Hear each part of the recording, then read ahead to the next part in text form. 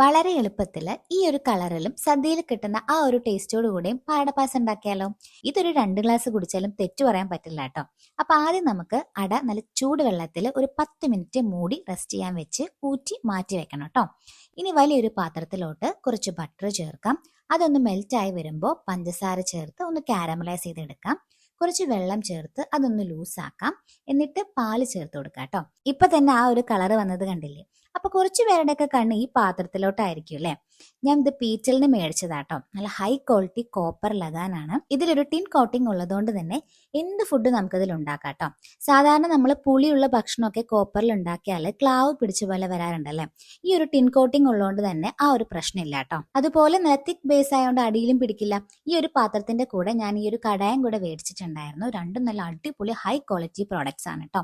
Life long നമുക്ക് ഉപയോഗിക്കാം. അപ്പൊ ആർക്കെങ്കിലും വേണമെന്നുണ്ടെങ്കിൽ ഞാൻ പേജൊക്കെ താഴെ മെൻഷൻ ചെയ്യാം കേട്ടോ. ഇനി നമ്മുടെ പാലൊന്ന് ചൂടായതും മിൽക്ക് മെയ്ഡ് ചേർക്കാം. അതാകുമ്പോൾ നമ്മൾ ഒരുപാട് നേരം ഇളക്കി സമയം കളയണ്ട. പെട്ടെന്ന് തന്നെ കുറുകി വരാൻ സഹായിക്കും കേട്ടോ. കുറച്ച് സമയം എടുക്കും കറക്റ്റ് കൺസിസ്റ്റൻസി ആവാൻ, എങ്കിലും കമ്പാരിറ്റീവ്ലി കുറവായിരിക്കും കേട്ടോ.